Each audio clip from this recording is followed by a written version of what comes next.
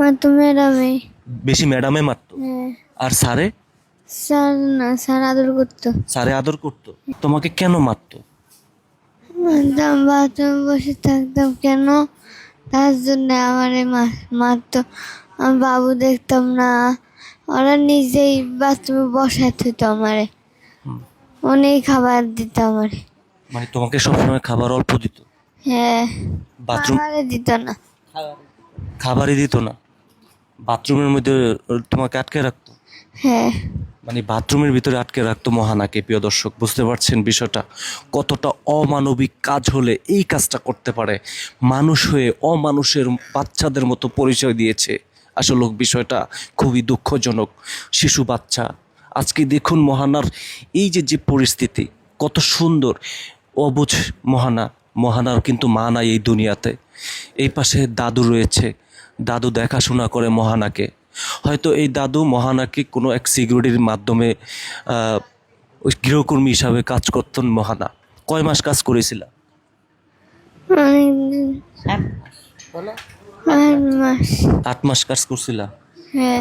তোমাকে কেন মারতো বেশি বলো তো? আমার আমার বাথরুমে বসে দিত, ওরা বলে বাথরুমে খালি বসে থাকে, আসে না, আসতে গেলে আসে না, কাম করে না, কিছু না। আমাদের ঘর গুছায়, বিছনা গুছায়, কাপড় ধোয়ায়, ঘর মুছায়, আমার অনেক কষ্ট লাগে। তোমার অনেক কষ্ট লাগে? প্রিয় দর্শক, আসলে বুঝতে পারছেন, কাপড় ধোয়া, ঘর মোছা, পাতিল হাঁড়ি ধোয়া, ইত্যাদি ইত্যাদি, মানে একটা বড় লোকের বাসায় যে পরিমাণে কাজ থাকে আপনারা বুঝতে পারছেন। এই ছোট্ট 11 বছর মহানার সাথে যে অমানবিক কাজ করা হয়েছে, পুরো এই ভিডিওটি ঝড়ের গতিতে শেয়ার করে দিয়ে লক্ষ মানুষকে দেখার সুযোগ করে দিবেন। এরকম কত মহানা জানো অনেক গৃহকর্মী হিসাবে মানুষের বাসায় কাজ করছে, কতই না নির্যাতনের শিকার হচ্ছে এরকম মহানা। আজকে এই শিশুর বয়সটি, এই খেলাধুলার বয়সের কথা, এই শিশুটি লেখাপড়ার কথা, কিন্তু এই শিশুটির মা যখন চলে যান না ফেরার দেশে, শিশুটির বাবা আমরা সামাজিক যোগাযোগ মাধ্যমে মারতো ম্যাডামে। বেশি ম্যাডামে মারতো? হ্যাঁ। আর স্যারে?